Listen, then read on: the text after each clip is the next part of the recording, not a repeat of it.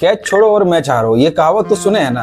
और आज के मैच में वही हुआ। आपको बताते हैं पूरा डिटेल में। राजस्थान रॉयल टॉस जीतता है। वैभव सूर्यवंशी और यशस्वी जायसवाल पारी को शानदार शुरुआत भी देते हैं। 81 रनों पर पहला विकेट गिरा, फिर 97 रनों पर और राजस्थान की टीम लड़खड़ाते 20 ओवर में 156 रन बना पाती है। लगभग 59 रनों पर अपना 7 विकेट खो देता है। फिर केकेआर के बल्लेबाज क्रीज पर आते हैं बल्लेबाजी करने। टीम सैफर्ड जो आर्चर के पहले गेंदों में ही चलते बने और वहीं रहाणे भी शून्य के स्कोर पर ही चलते बने। 5 रनों पर 2 विकेट गिर गया था केकेआर का। फिर पारी को संभाला ग्रीन और रघुवंशी ने। फिर केकेआर की टीम लड़खड़ाते 5 विकेट के नुकसान पर 73 रनों पर पहुंचा। फिर 11वां ओवर करने आता है जडेजा बॉलिंग।